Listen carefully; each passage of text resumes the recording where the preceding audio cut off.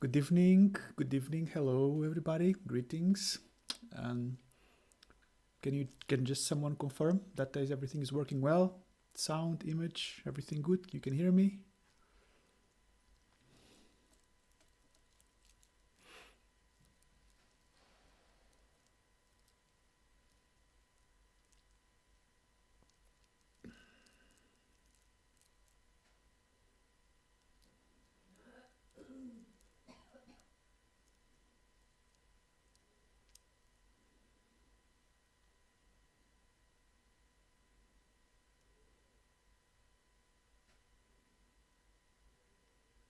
Okay.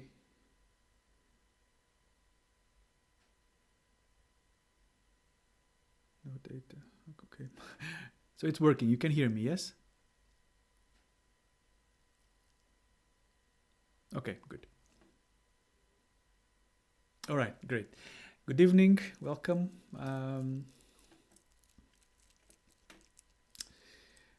I hope you are all doing well.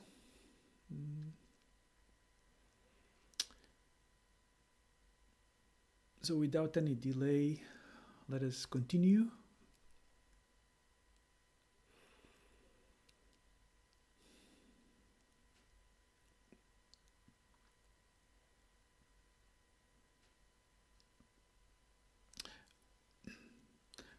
We remember the motivation for our practice, the motivation for our study, the motivation for listening to the Dharma.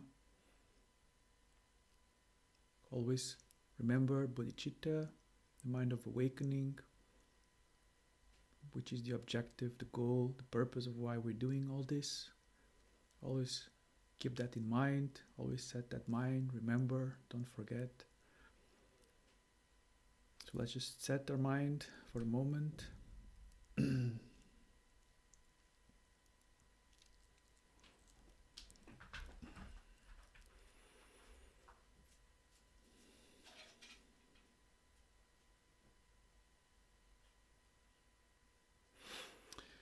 So, without any delay, let's then continue with the text. Last time we reached stanza 7. Section 8a 2.3, which is headed How the Dharmadhatu is changeless without arising or ceasing.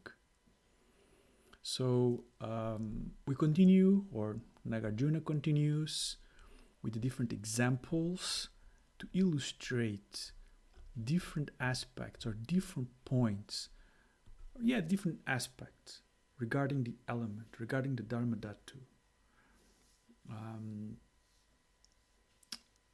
So on this stanza 8 in particular, the main aspect is to explain how the Dharmadhatu is changeless. It doesn't arise and it does not cease. So stanza 8 says, the Dharmadhatu was never born, nor will it ever cease. At all times it is free of all afflictions. At the beginning, middle, and end, free from stain. So the emphasis on this part here is really the Dharmadhatu was never born. It is uncreated, it is primordially present. Primordially present, it does not mean, this is something that is very important to clarify. Primordially present, or saying never born, it does not mean that it is something that exists for a very long time. Because when we use this word primordial, or when it says like this, never born, the most natural tendency is to think of this in terms of time. But that's exactly the point. It is beyond time. It's beyond time. So when we say that it's primordially present, it does not mean a long time. It means that it is just this, beyond time. Beyond time. Time itself is an illusion, actually. So the Dharmadhatu, the mode of abiding, if you want to say like this, The mode of abiding of the Dharmadhatu is not within time. It is just is. So that's why it can be said that it was never born. And so it will never cease. So the most particular sort of point of this stanza is to completely clarify that the nature of that, to completely clarify what is the nature of the Dharmadhatu in relation to the apparent defilements and these apparent stages of development of the path. And this stanza, it makes clear that the Dharmadhatu is always primordially free of all these afflictions. So it was never produced and is beyond cessation. So there's a few important sort of points here from this stanza. And maybe it's easier to start, or maybe it's easier to explain this by pointing out to some common misconceptions that that sentient beings, living beings have. So, for example, sentient beings, they cling to the 5 aggregates as something good or pure, we can say. So that there is clinging to the 5 aggregates as something good. So when we think of the 5 aggregates, all our form, which includes perceptions. It includes the aspects, the appearing objects of the senses, plus the body form and so on. It's normally considered that something good, or there's something good to it, and they also consider that these 5 aggregates represent or correspond to a real self, to a really existing self. And they also think that these aggregates are a source of happiness, or at least potentially they're a source of happiness. And they also think that these aggregates are permanent. So these aspects of purity, self, happiness or source of happiness, and permanence, these are sort of ideas that people have regarding the 5 aggregates. However, this is not true. This is delusion. So in order to correct that, in order to correct this idea, it is said that the Dharmadhatu, the element, the Dharmadhatu, Buddha nature, is the actual purity, is the actual self, is the actual bliss, and it is permanent.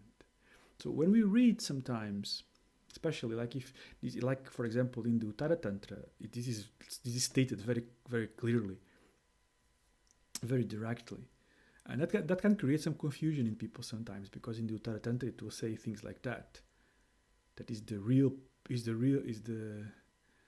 the authentic self, the authentic purity, the authentic permanence, and maybe people can think that that's talking about some kind of soul or some eternal, like Atman or something like this. But that's not really the point. So the point is this counteracting this incorrect idea regarding the 5 aggregates.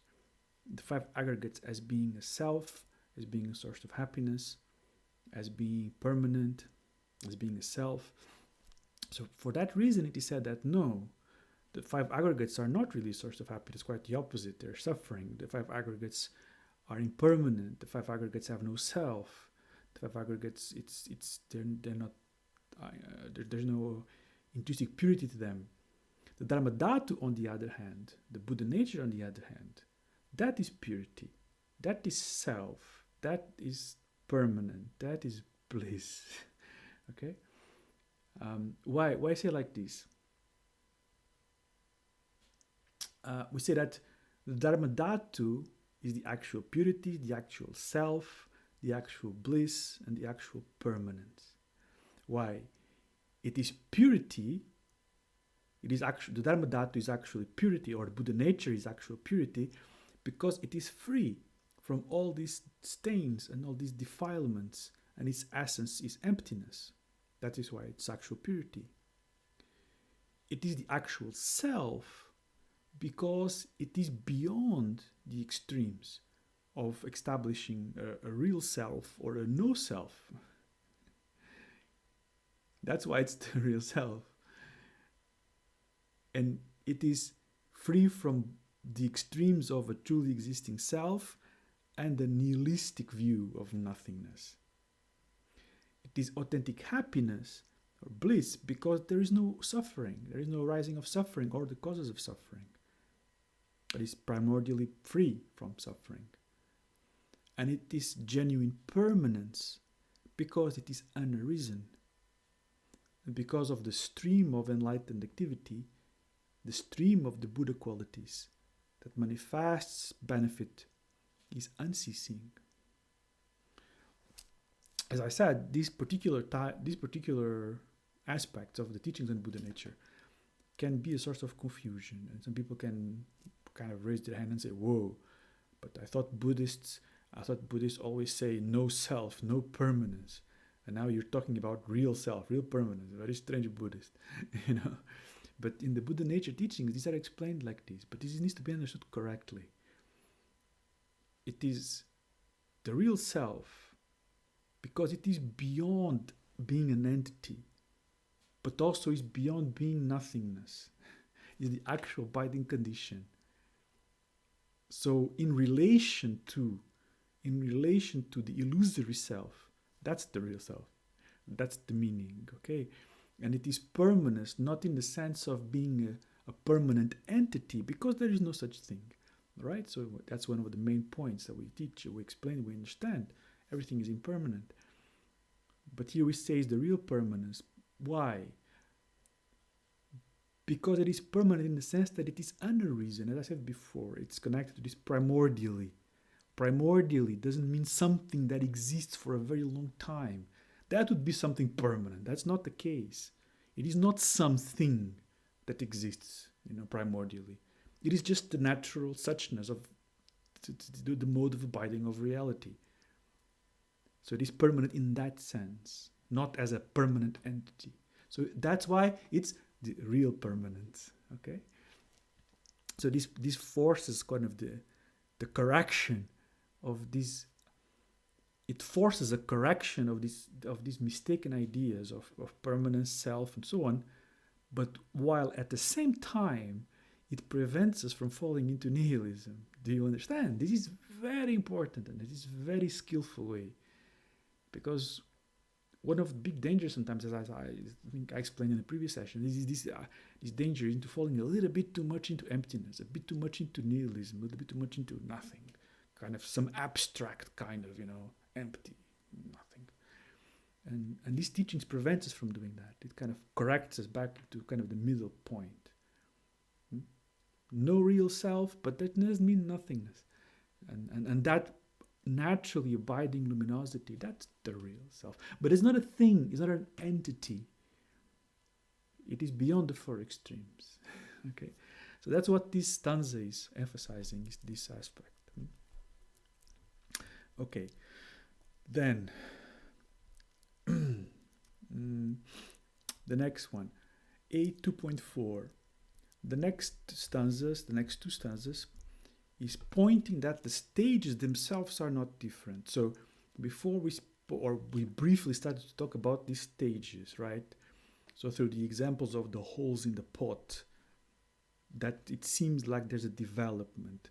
It seems that there are stages, and we have many different categorizations of the stages, like from the Mahayana perspective, for example, we would speak of the path of accumulation, path of junction, path of seeing, path of cultivation, the 10 bhumis, and so on, all these stages and these levels and so on. So here, in these two stanzas, Nagarjuna is going to explain that in reality, even though it appears that there's this development, even though it appears that there's these stages, the stages themselves are also not different. So it's clarifying that a little bit further. So, this part is quite easy to understand, I think. I will just teach these two stanzas together, 9 and 10. So stanza 9. As sapphire, the precious gem, shines with brilliant light all the time, but when confined within a grosser stone, we do not see its bright light shine. So, like if you have a precious gem like a sapphire, and that is like encased in rock, for example, before it's extracted, it's like closed within rock. That's what it's talking about here. But even though it is enclosed in the rock, it's these sapphire qualities, it's already there, right? So then stanza 10.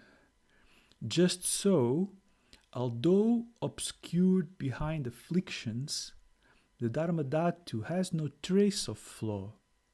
While samsara blocks its light, it does not illuminate. Nirvana gained, its light will brightly shine.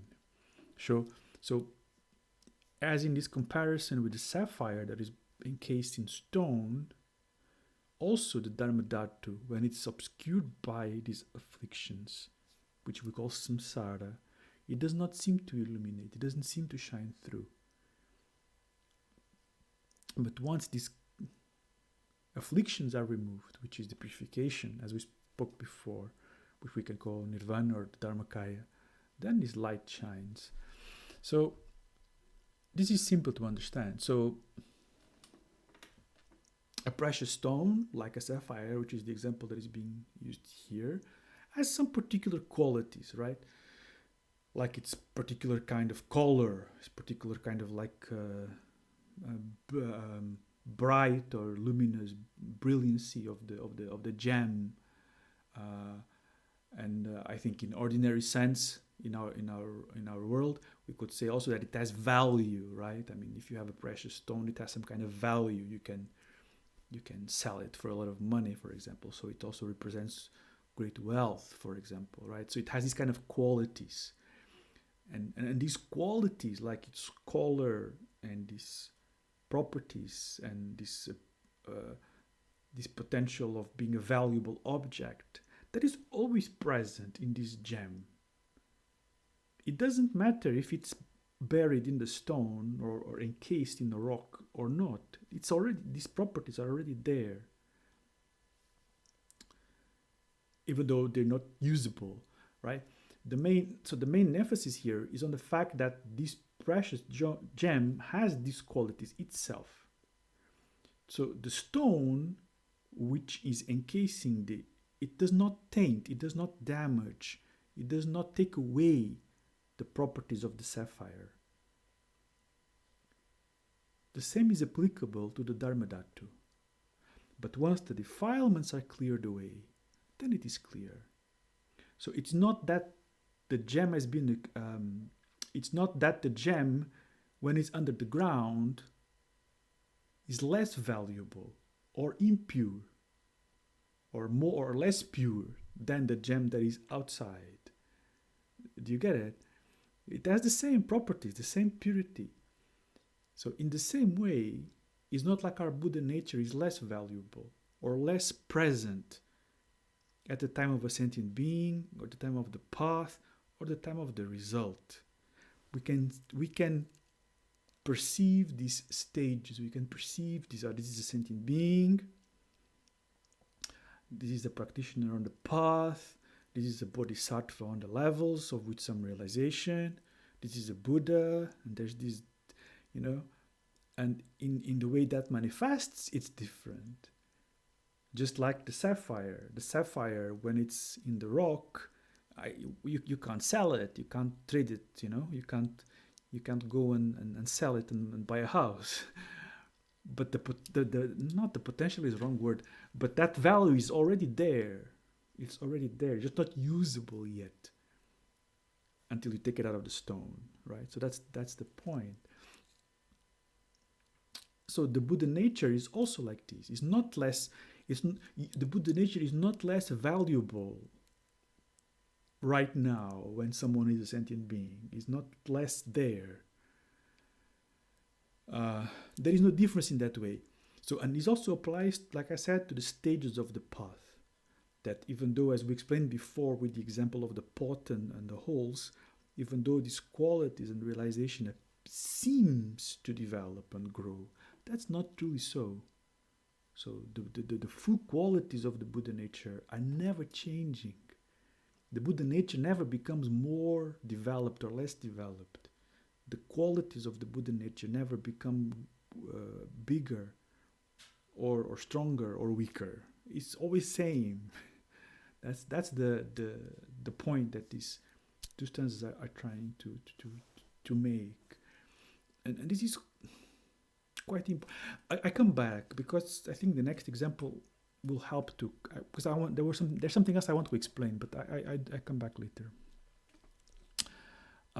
Let's continue. Another example. These examples are not, they're quite easy. They're quite profound.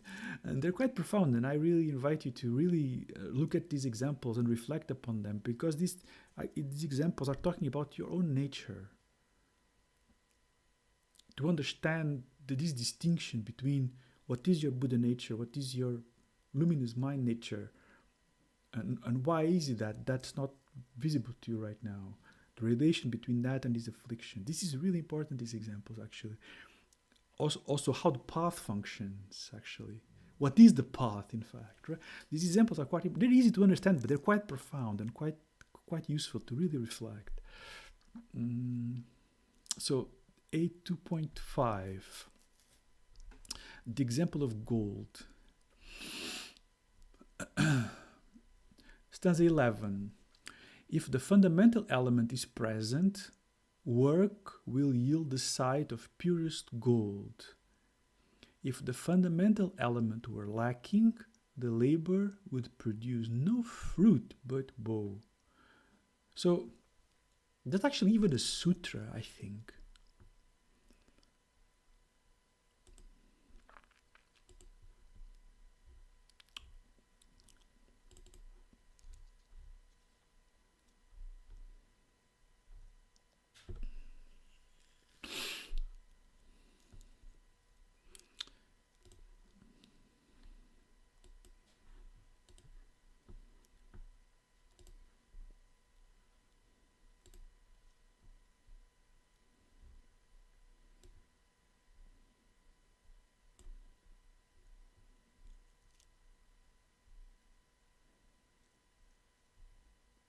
I can't find it now, but there is a sutra which is called the Gold Sutra. Actually, small sutra.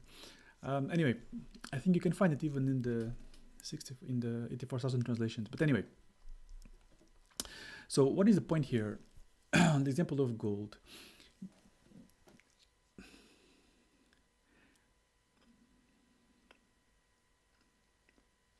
This is going to make the point that I was trying to get to before.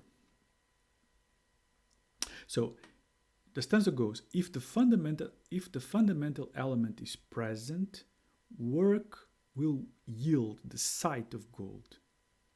But if the fundamental element were not there, then the labor, the work, what would it produce? Okay, so what is this stanza trying to say?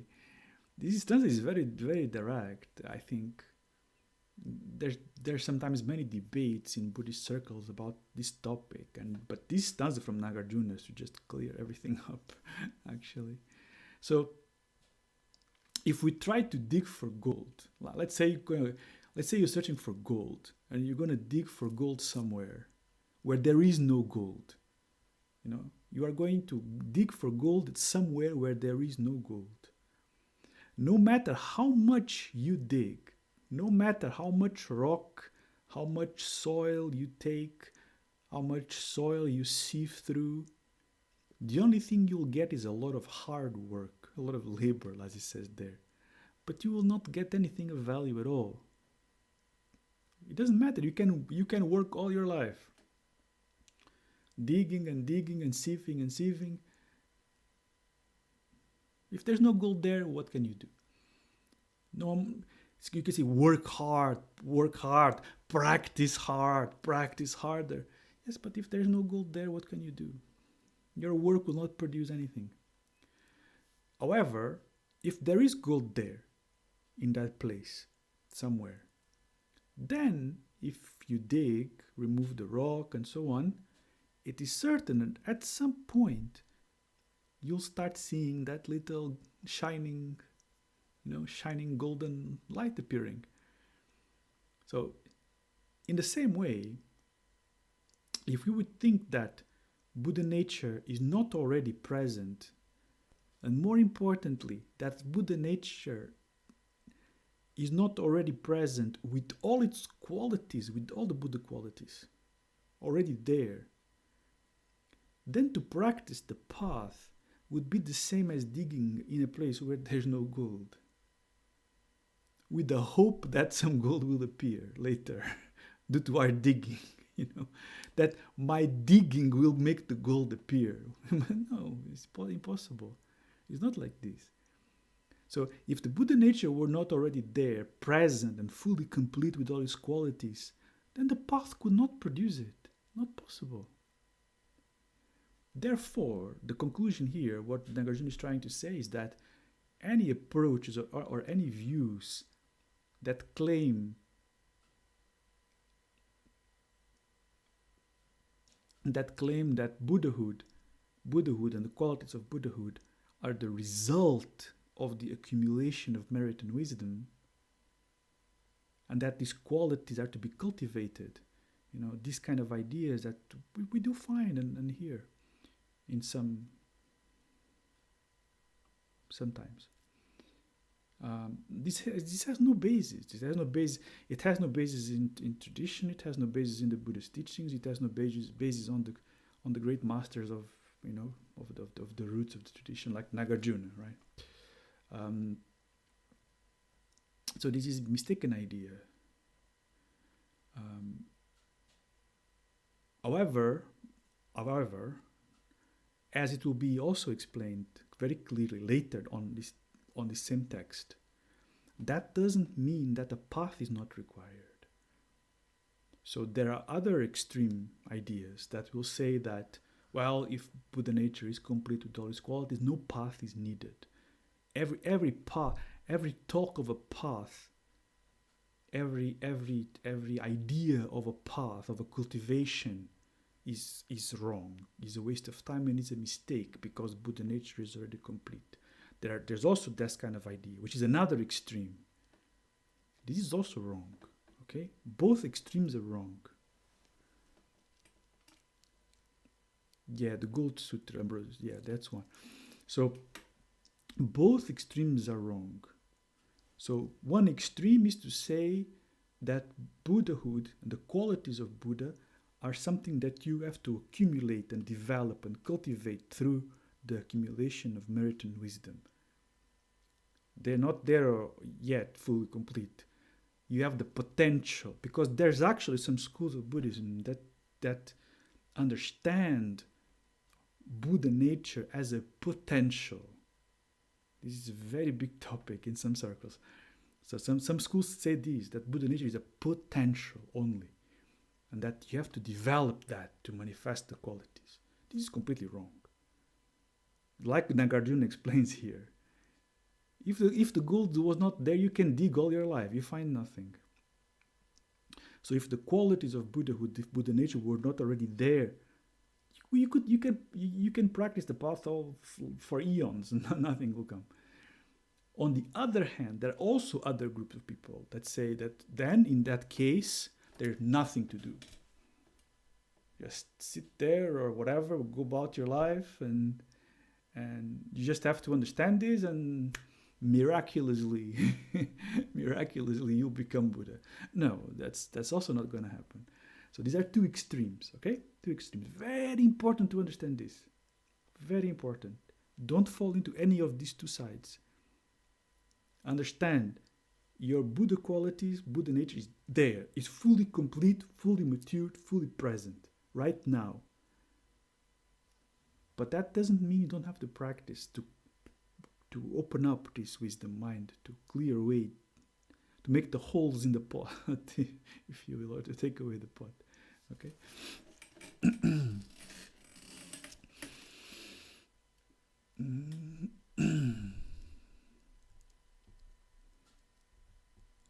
So then, now the next one, another example. Another example is the example of the rice and the rice husks. And that example, the example of the rice and the rice husks, that's a bit more complicated to, not complicated, that one takes a bit more explanation, a little bit. So the example of the rice and the rice husks, or the rice kernels and the rice husks, this example is now to illustrate. You have to understand that each one of these examples in this part of the text, each one of these examples is supposed to illustrate a particular aspect. Okay, so if you go through the textual outline later on when you study this text, if you go through the textual outline and you look at these examples, you'll see that each example is covering one particular aspect regarding this element. Okay, in particular, in this case, in the stage of sentient beings, or from the perspective of sentient beings. So 8.2.6, the example of the rice kernels and the rice husks, it is exemplifying how the Dharmakaya manifests. So how Buddhahood, how the state of Buddha manifests from the perspective. How is it possible that from a sentient being becomes Buddha? If we already explained that the Buddha nature is ever present, right? So how does that happen? So stanza 12 says,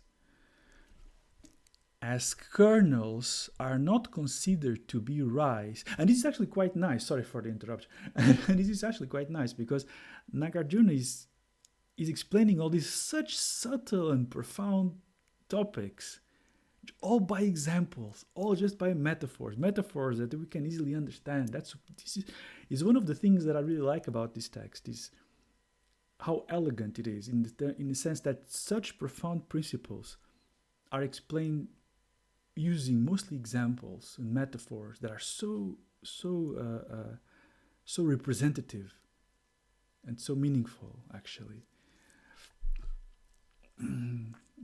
So, stanza 12, as kernels are not considered to be rice as long as they are enveloped in their husks, just so the name of Buddha is not given to all whom afflictions still enfold. Right, so basically what this is saying is that, so you have, if you have rice, a rice grain before it is shelled, or I don't know how you call it, before the kernel is removed from the thick husk, we don't say that it's edible. So, okay, now put it in another way. So even though the Buddha nature is naturally pure and perfect with all its qualities already, like we just said, unless it is manifest, we do not call it Buddhahood. So, and this is where the example comes. It's just like the rice. While the rice kernel is still within the husk, we do not say this is edible rice. So it doesn't really function as rice, you can't cook that, very difficult to eat. So in the same way, at the time of sentient beings, when someone is a sentient being, we call it the element or Buddha nature. So this is part of the answer to the issue raised in the comment that what we just explained above. So even though the rice is there, if it's not hulled, I think hulled is the word, right?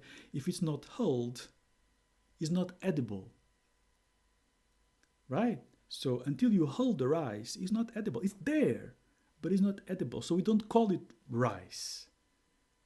not in the edible sense, the one you buy in the shop and put in the pot, So, on the other hand, cleaning the rice or hulling the rice does not produce the rice.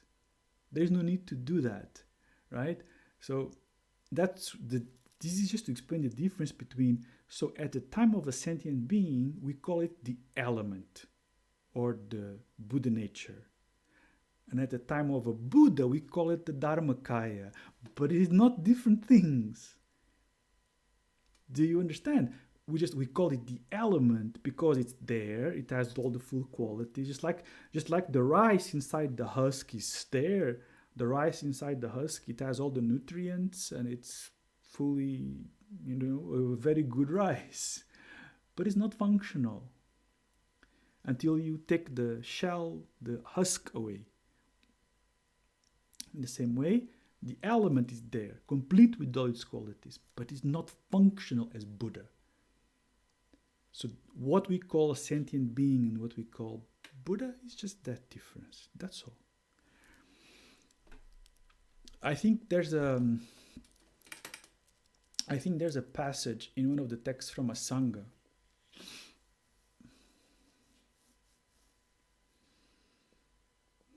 I think it's in the distinguishing the middle from extremes, if I'm not mistaken, where it says something like, if the element were not afflicted, then all beings would be Buddhas, which is not the case. On the other hand, if it were not already pure and the Buddha nature, then the path would not produce results. Which I think more or less loosely quoting, that's what it says there in that text from a Sangha. So it's basically another way to say what we've just been explaining so far, right?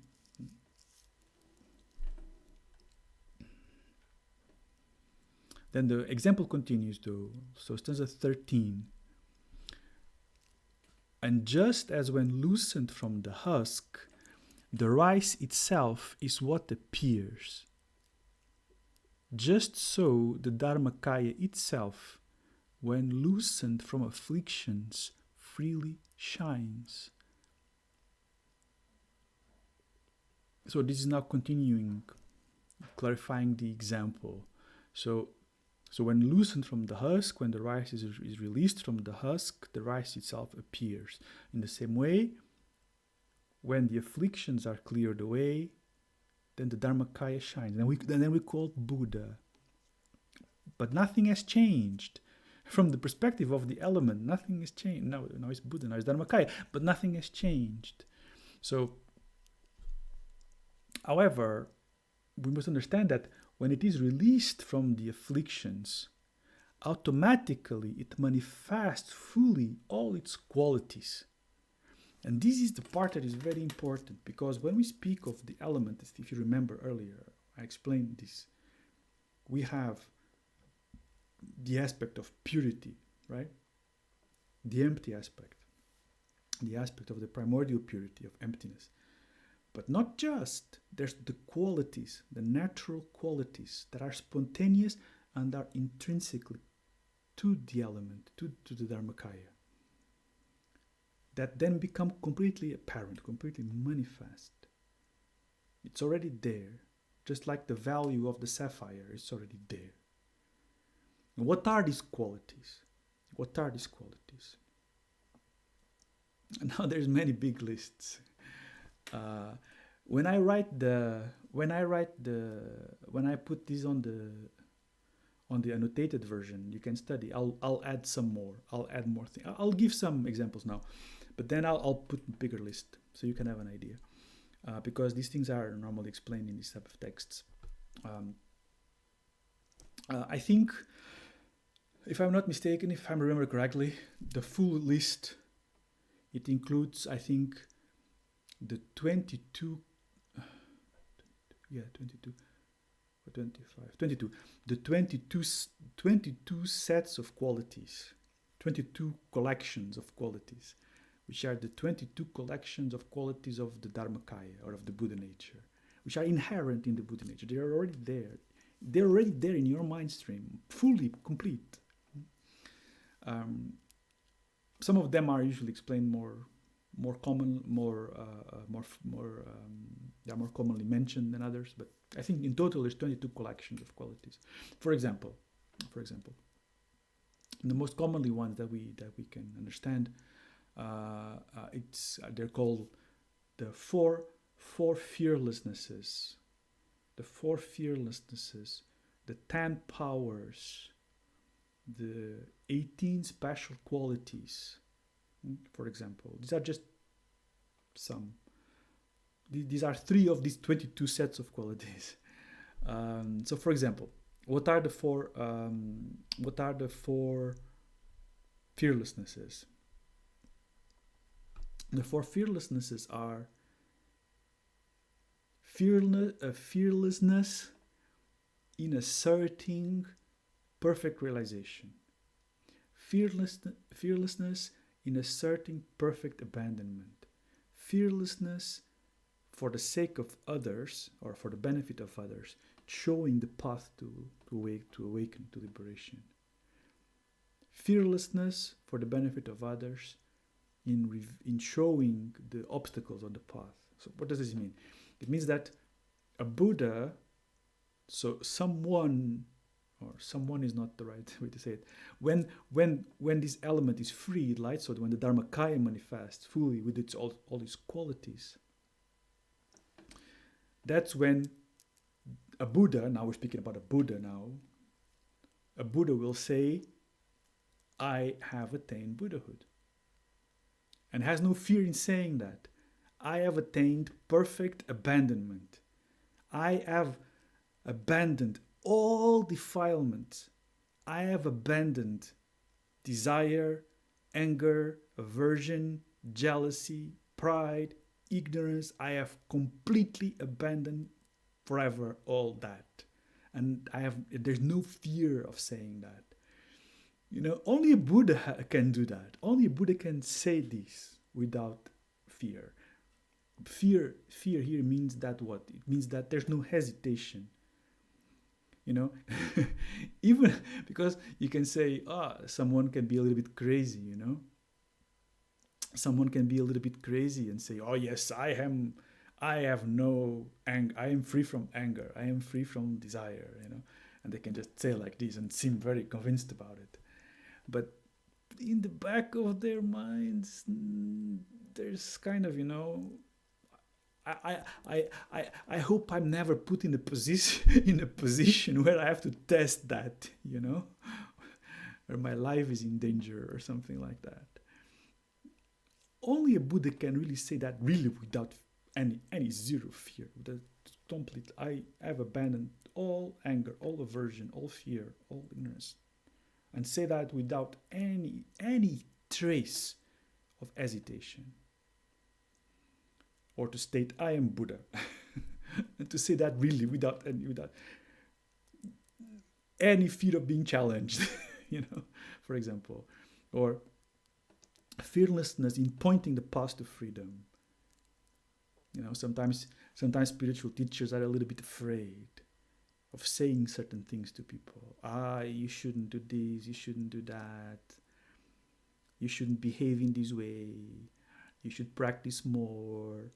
Maybe you shouldn't do this kind of actions. But sometimes spiritual teachers are afraid to say things like this because they're afraid of being unpopular. Maybe they're afraid that their students will be unhappy. Maybe they're afraid that, they won't, that they won't become famous Dharma teachers or something like this, and they'll have no students. So they become a little bit populist, in the way they speak, so that people like them a little bit more. Buddhists are not like this. Buddhists say the path, the truth. This is the path. This is the right way, this is the wrong way. And they have no issues, no hesitation, zero with that, So these are the 4 fearlessness. There's actually quite a lot to explain here, but just a brief explanation. And this manifests spontaneously. Spontaneously. There's no thinking. There's not like, oh, I'm afraid or not afraid. No, it just comes out like that. It's just a natural manifestation of the Buddha nature. That's why these are listed as the inherent qualities of Buddha nature. You understand? Because it's spontaneously. Once the pot breaks, going back to the example of the vase, once the pot breaks and the light, this illumination shines, these four fearlessnesses automatically there, like this. And then we have, for example, the 10 powers, also very common, the 10 powers. There's a slightly different ways to explain the 10 powers. But for example, I think the more common list would be, for example, 10 powers. For example, knowing what is possible and what is impossible, or what is right, what is wrong, at each instant. So at each instant, there's a knowledge. No matter what is there, there's a knowledge of what is the correct. No, it's not right to say it. What is the right way to manifest some action to attain a certain result, and to know that instant to instant perfectly. That's one of the 10 powers. Another one is direct knowing of the ripening of karma. How karma ripens, exactly, precisely, to know that. That's one of the 10 powers. What was the last? Fearlessness? Something with obstacles. Yeah, the last fearlessness is the fearlessness of revealing, so for the benefit of others, not to be afraid to reveal, to show what are the obstacles on the path. Like this. One of the fearlessness is to show the path, to say this is the path, and I want to say this is an obstacle, don't do that.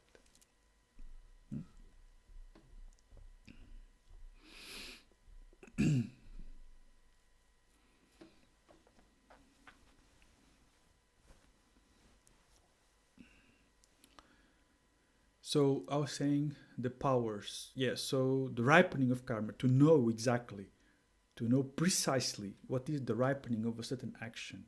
What will the result of that be? Another one would be to know the various, the different inclinations of beings. You know, when a Buddha deals with another sentient being, he knows exactly.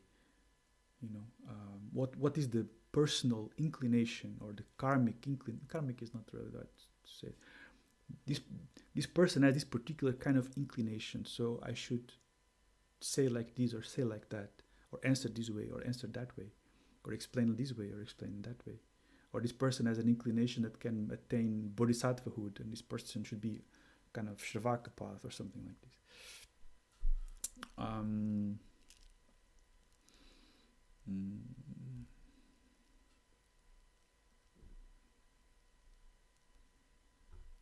There's also knowing the faculties, knowing directly the faculties of other beings. Precisely, you know, this being has certain capacity, you know, but what is the exact capacity of this being? So it can really give the remedy like adjusted, like exact, for example, each moment. There's also the power of knowing all paths. So all different aspects of the path, all paths, to know all Dharma path. That's an achievement. That's there already, you know. That's why sometimes I make the joke when some people talk about the vows, you know, to master all dharmas, and they think they have to read all the books. That's not, you know. Once this light shines, once this Buddha nature manifests, that's there. It's already there. It's already It's one of the qualities. It's one of the intrinsic qualities of Buddha nature. Is this power that knows all paths and where they lead. This type of path leads to that kind of result. All that's present already, that knowledge, that capacity. Another power is of the 10 powers is knowing all the concentrations, all the samadhis, the types of samadhis, to know all the afflictions that sentient beings can experience, all of these, to have all this kind of knowledge. Another power is, for example, the power to remember past existences, all the past lives, for example, to know all of them. That's another power. The power to know exactly how it is, the exhaustion of all defilements. Then that's another power. But there are other ways to list this. I'm just remembering that, for example, I think it's Mipam from another text, because sometimes in different sutras, these lists vary slightly in the way things are explained. They also, sometimes some of these powers also explains, like, for example, I remember, sometimes just slightly different ways to explain this. For example, one of the powers is power over material things. And that means that they can materialize the riches, they can materialize anything as they wish, for example.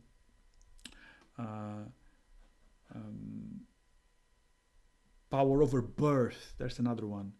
Power over birth means that they have the power to manifest a variety of manifestations, of emanations, according to their wishes, in which whatever place and form they choose, for example. That's why we speak, for example, of emanations.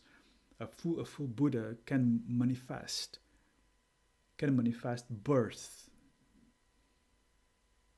at the same time, simultaneously, in many infinite places, in forms, for the benefit of beings, for example. This is one of the powers of Buddha, of the Buddha nature.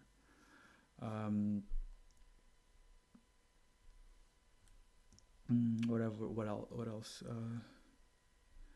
Power over speech, for example. They have the power of impeded speech. They can speak unimpededly in a way that whoever is listening will understand exactly what they need to understand, for example, perfectly, according to their own level, according to their own capacity. If there's 10 people listening and 10 people of different capacities, and the Buddha speaks something, each one of these 10 will hear what they need to hear and understand it according to what they can understand. And if there's 1,000 people, the same. Each one of these 1,000 people will hear what they need to hear and understand what they can and need to understand. The Buddha only says one thing, but 1,000 people will hear 1,000 things according to what they need, according to what is suitable for them, for example. There's many lists of this. I will try when I write the annotations, I'll write down more details, and then you can read and reflect upon and see and have some kind of understanding about this. And then there's also the 18 special qualities. These ones I don't know if I can say them all by heart. I know if maybe I can remember. I don't know, but anyway. It's things like their conduct, their behavior. The conduct is perfect. Their conduct is stainless. There's never, ever, ever, even any single aspect of their behavior, of body, speech, mind, that is with fault, ever. And there's no effort. They don't have to think about it. That's why if when we speak about conduct, like the vows, for example, we speak about like there's the monastic vows, there's the bodhisattva vows, and so on and so on. And when we speak about the path, it seems a little bit like people have to think about these things and take care of their behavior and things like this. But for a Buddha, it's not like this. They don't have to think about such things. In fact, it's the other way around. You see, the vows and the conduct that we speak of in the path, it is just a contrived way of expressing what the Buddha actually does naturally. Okay, you can think about it like that in a reverse way, For the Buddha is just natural, it's spontaneous, like this, perfect. Their speech is perfect and without limitations. The Buddha's mind is never moving from samadhi. The Buddha's mind is never outside of samadhi state, ever. They never lack the presence of awareness, ever. A Buddha never conceptualizes anything that is appearing. And that's probably not really the right way to say it. Within the field of appearances, the Buddha has never conceptualization, ever. A Buddha never experiences neutral states or dullness of in their. I better not say anything about that more. Just that the Buddha never experiences neutral states or dullness. They are continuously perceiving the real nature of phenomena uninterruptedly. All their actions of body and speech and mind arise from wisdom that knows the true nature. They never arise from anywhere else. There's nothing else where they can arise from. They can see into the past without obscurations. They can see into the present without dualism. They can see into the future without dualism or attachment. The Buddha knows the three times simultaneously. For example, these are some of the 18 special qualities. So as I said, there's 22 in total, if I'm not mistaken, if I remember correctly, there's 22 collections of qualities. That when we speak of the qualities of this element, this is something quite incredible, actually. People tend to think, it's compassion, it's love. Oh, no. This is something quite incredible. If we really study this, if you understand what are the qualities of Buddha nature, this is incredible. So we have these 22 sets of qualities, which I just mentioned a few, so you have an idea. And then I'll put some more details in the notes so you can see. So this is there. So it's not just this empty purity. It is purity, the luminous mind with all these qualities. It's there. So the qualities of the gold, of the sapphire is there. It's just encased by these afflictions. So they're not functional. They're not functional, but they're there. You don't have to train something to have these qualities developed. You have to practice the path, yes, but the path is to eliminate the obscurations. It's not to develop the qualities. Okay, I hope that's starting to really click. And not just that, to understand what is the fullness of the excellence of what we mean by Buddha. Actually, when we understand all these qualities, and how Buddha can really benefit sentient beings, how Buddha can benefit all living beings through these qualities, which these qualities are for the benefit of others. Because for the benefit of ourselves, freedom from suffering, freedom from confusion, freedom from the defilements, that's our benefit already, right? That's it. So all of these qualities is for the benefit of others, and that they manifest, and they're naturally there.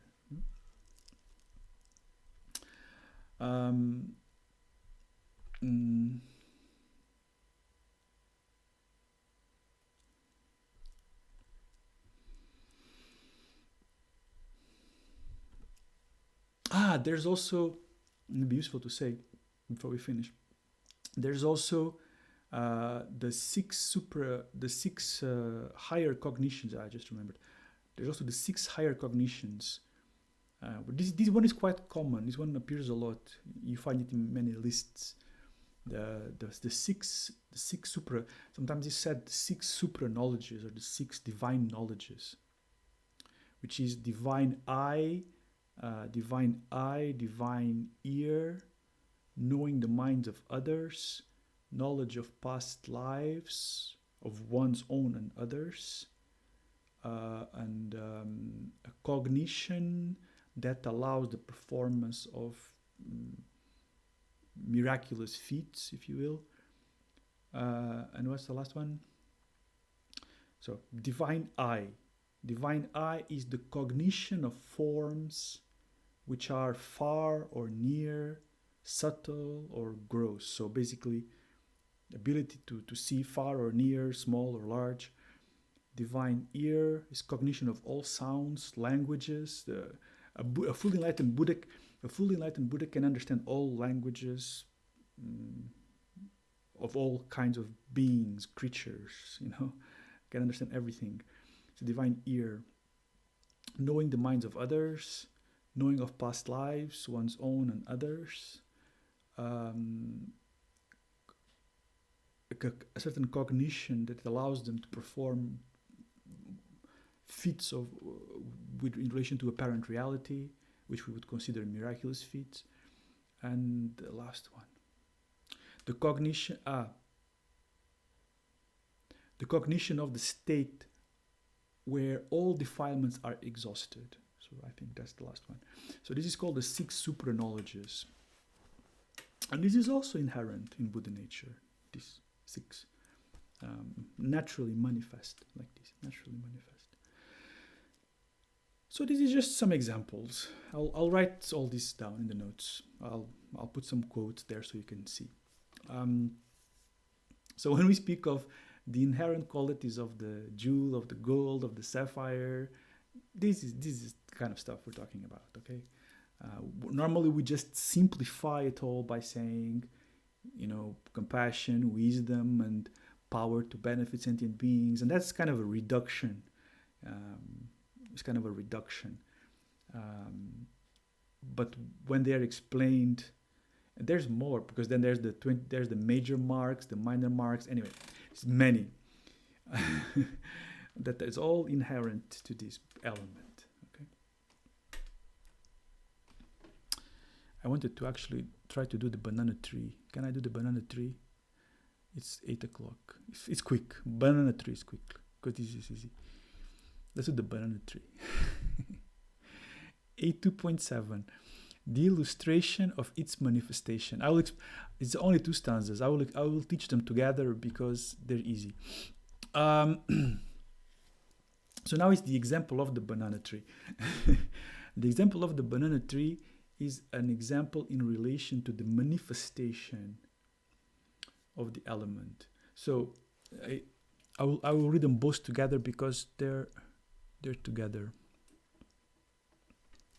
It is said, so stanza 14, it is said, banana trees are void of pith. One uses this example in the world, but the fruit of such a tree has pith indeed. When eaten, it is sweet upon the tongue.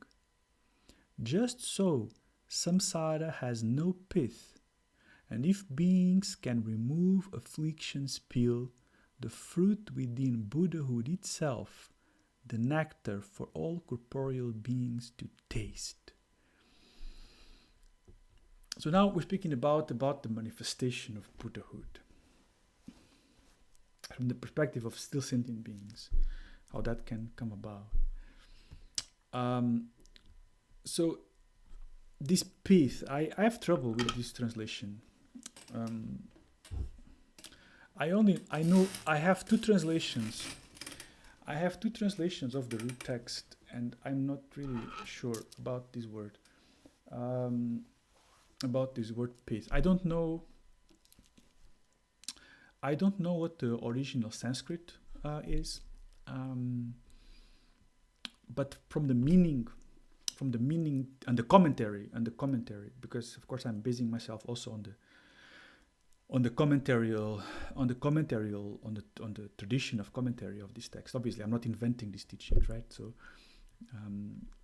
I am basing myself on a long tradition of commentary on this text.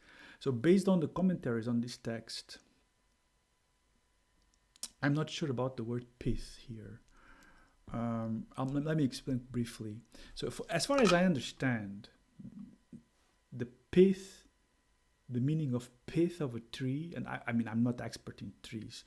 I'm not a botanist, but if I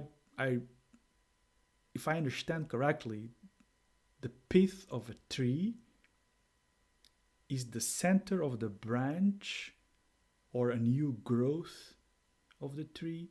It is a special part of the trunk that is used to carry the nutrients. I think like if we cut a tree, if you look really in the middle, there's a kind of a little, very tiny circle. There is like usually a darker color or something like this. It looks a little bit different than the rest of the wood. I think that's the meaning of pith, technically speaking, if I understand correctly. Could be wrong, but that's my understanding. And that's why I say I'm not sure if the word pith is really the best to convey the meaning of these stanzas here. For several reasons. Because it's also, as far as I understand, not all trees have this pith. And in older trees, the pith disappears or something like this. I don't know. In any case, the problem is that the banana tree is not a tree. So I think to use the word pith here is not correct. Because as far as I understand, the banana tree, we call it a tree, but it's really a vegetable or something like this. I think, if I understand correctly, the banana tree, it looks like a tree, but the trunk of the banana tree is not wood, is made of leaves that kind of, the young shoots, the young leaves, they kind of very packed together, and they kind of they kind of compress together, and they make what looks like a trunk, but there's no wood there. There's no woody material. Banana tree, technically is not a tree. So I think the example here is not, this translation is not really great. So I think what is really meant here by the commentarial tradition of the meaning of these verses, what it's trying to say here is that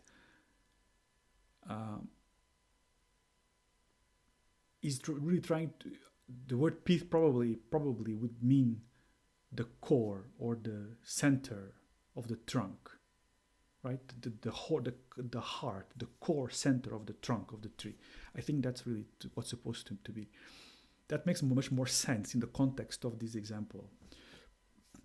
Because as I said, the banana tree does not have a trunk like normal trees. I think they call it something like a pseudo stem or something like this. It's like really a stalk that is surrounded by fibers and leaves or something like this.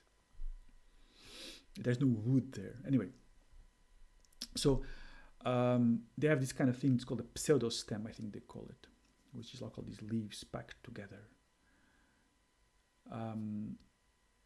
However, if you open a banana tree, that pseudo stem, that trunk, really at the center, it's hollow.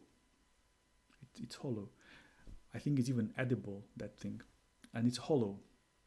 And I think that's what's meant here by the commentary tradition. The meaning of these stanzas, this is, I think, the meaning. It's hollow. So if you split the tree and you reach the core inside, it's hollow. So it does not have a pith like an actual tree. So in the same way, even though samsara is hollow, is an illusion, right? So samsara is not truly existing. That's what we study and talk about again and again. Samsara is hollow. Samsara is an illusion. However, the fruit of realizing that is very sweet. So the fruit of this, realizing this samsara, or the truth of this samsara, is very sweet. So this refers in particular to the all-accomplishing wisdom that is the natural quality of Buddha nature, which means that once we realize this wisdom, then naturally we can accomplish this benefit for all sentient beings. So that's the meaning of this. That's the meaning of these stanzas here. That just like when you split a banana tree, it's not really a trunk, and there's no pith, there's no core. It's hollow inside.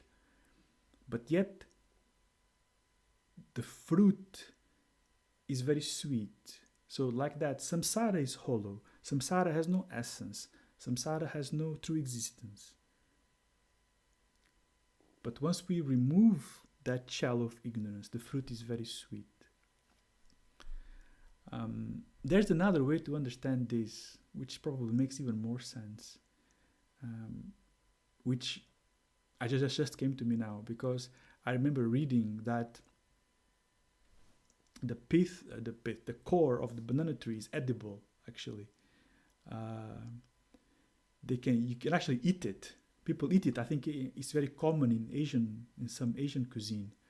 The pseudostem, the core of the pseudostem of the banana tree, it's like this whitish. It looks like this whitish, fibrous kind of vegetable that is actually quite sweet, and they use it a lot in Asian cuisine. That would be another way to understand this. That when you split the banana tree in half, you can't find any core, and yet that thing that is there is very sweet. So in that way, samsara is completely hollow. Samsara is completely non-substantial, illusory. And yet when we peel away the layers of ignorance, the fruit of that is very sweet, which is Buddhahood. There's a question, is this like Amrita? I'm not sure if I understand the connection there.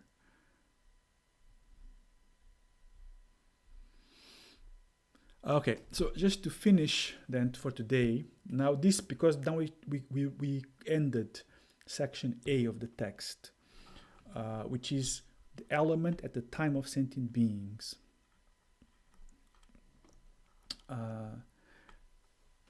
The essence of samsara.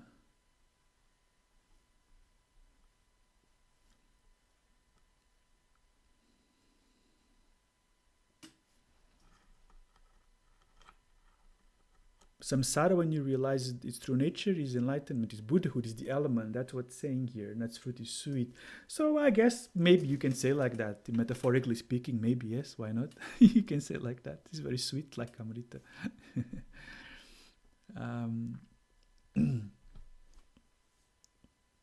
So okay, so we went through 7 examples. So when you go back, you can look at that. So we had all these examples. The 7 examples that were just used. So now just to round this up before we finish today. So the 7 examples that Nagarjuna used for how the element manifests at the time of of sentient beings. So we have the butter, right? The first example was like the butter, the milk and the butter. So the milk and the butter example, it relates to the nature of the Dharmadhatu and how that is at the time of a sentient being versus Buddha. So sentient being, Buddha. That's the first example. The second example of the lamp that is encased by the vase, that second example, it shows that the qualities, the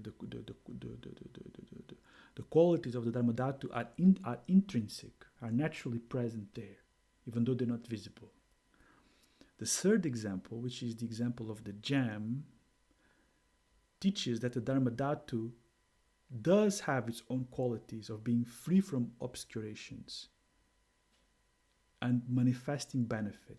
So these qualities of being free from obscuration and being beneficial, like the color of the sapphire and the value, the wealth of the sapphire, those are there regardless if it's still in the rock.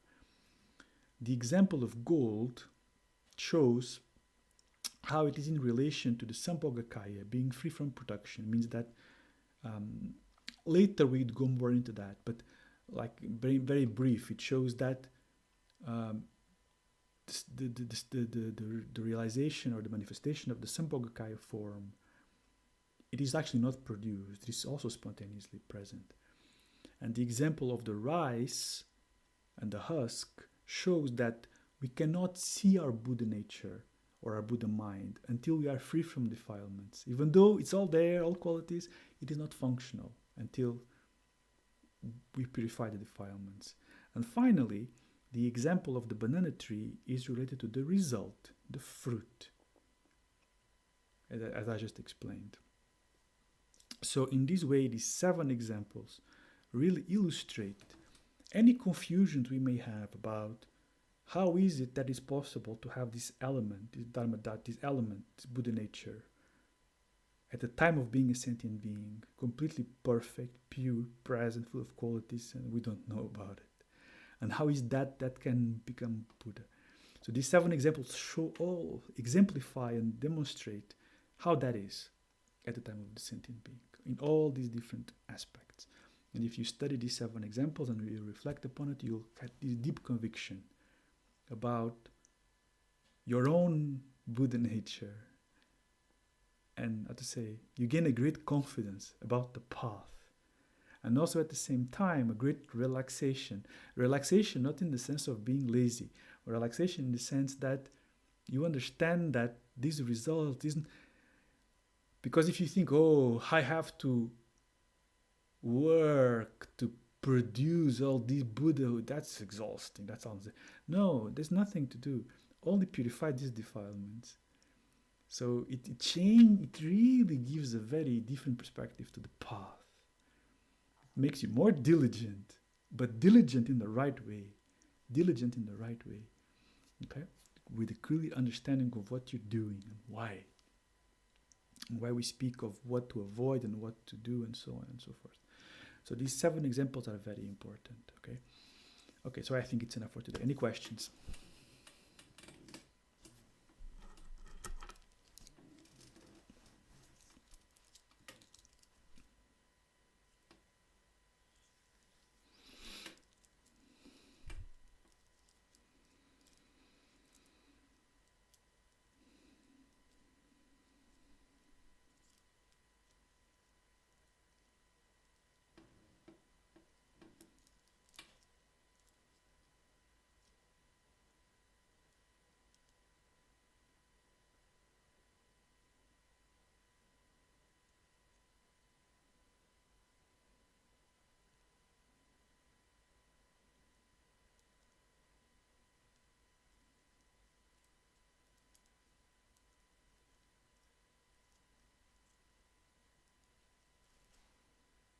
No? No questions?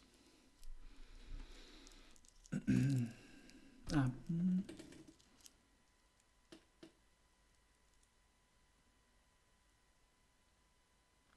have a question. The third turning sutras, did the Buddha teach them during his lifetime? Yes, sure.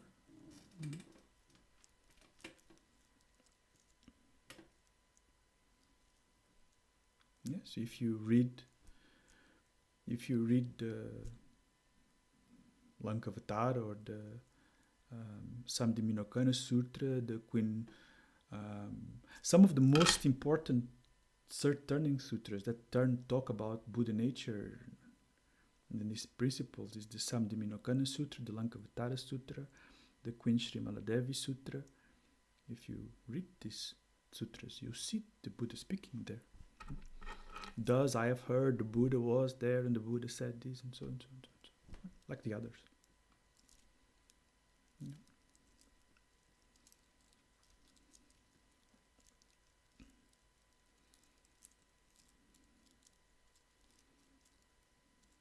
Anything else?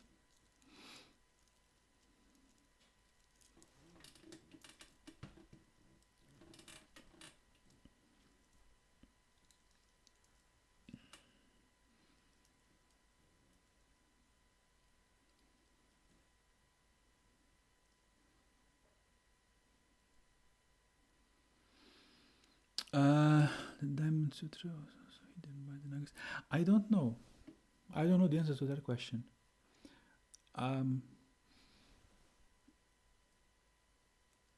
Which sutras exactly were recovered by Nagarjuna? I don't know. I don't know the answer to that question.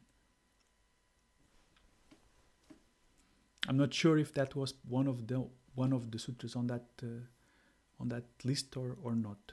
I don't know. I just don't know. Sorry.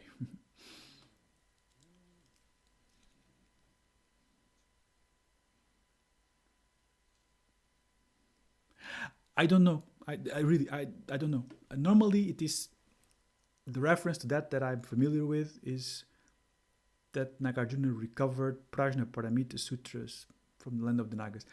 If that refers to just some specific sutras or all of them, I cannot, I don't know. I never really looked into that, to be honest.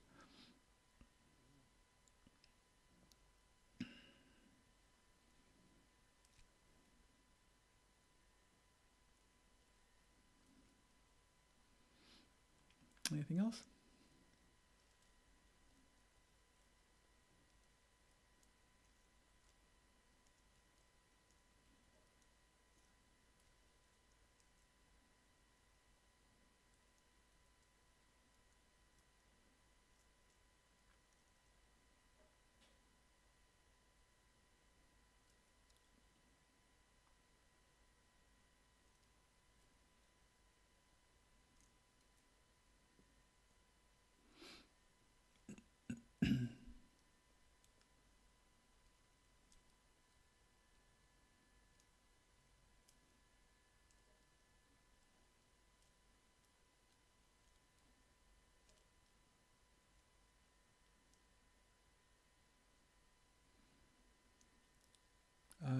Tantra didn't exist during the time of Nagarjuna. That's a difficult question.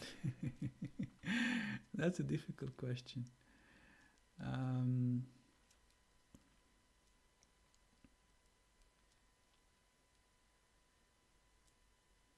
Depends on the perspective. Depends on who.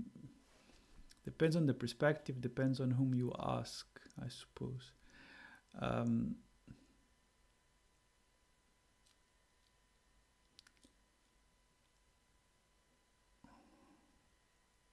From an historical perspective, I don't think so.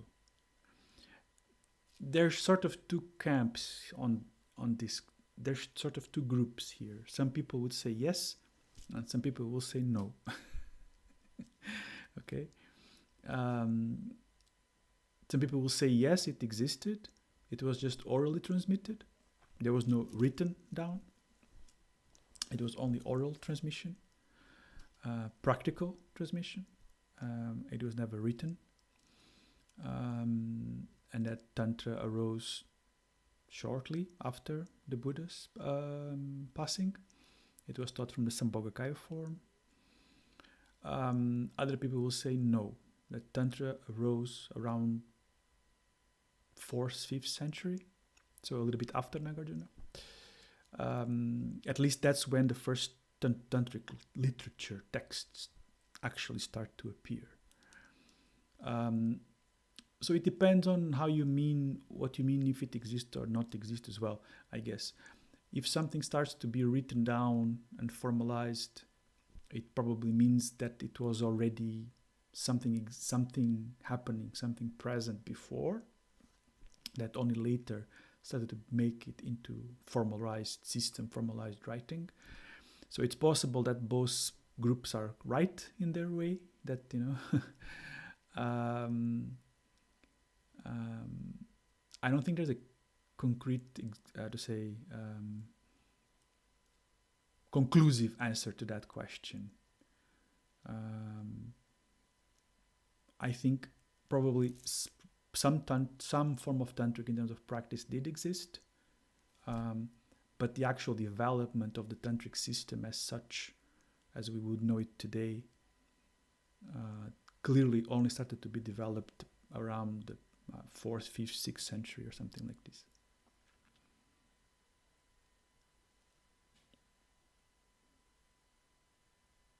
Yeah, from a historical perspective, I would say 4th, 5th, 6th century is really when we can speak of Tantra. You know, the first proto-tantric material would be something like the Manjushri Namisangiki or something like this, the names of Manjushri Tantra.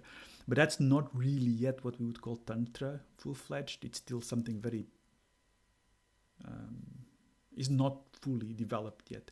And that would be like, I think it's like 3rd or 4th century or something like this, or 5th, around that time. 6th, 7th century, 6th, 7th century, that's when historically they would, you know, historically we would start to really say that we find evidence that it's really starting to be established.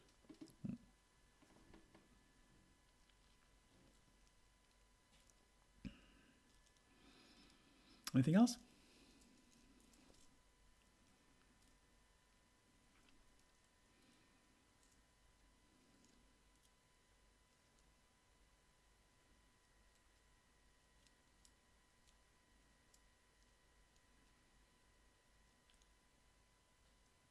Which is one of the reasons why personally I'm because there's different version or different ideas regarding when Garab Dorje lived, for example. You know, some people will place Garab Dorje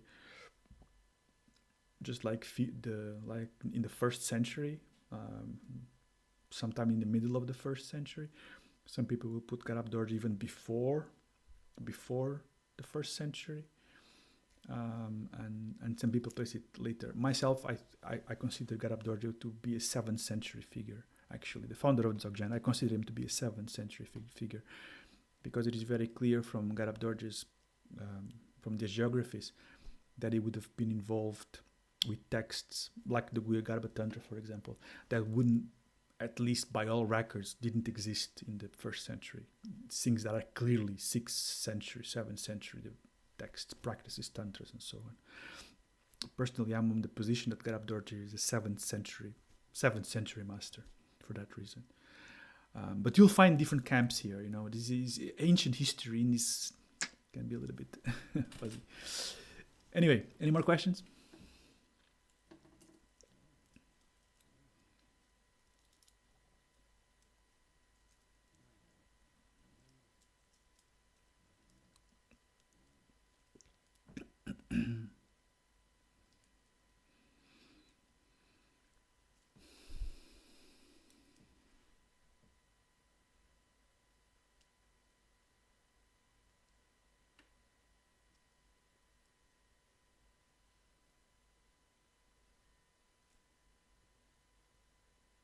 Okay, then it's getting late, so I think we finish here for today. Thank you, and we will continue Tuesday next week.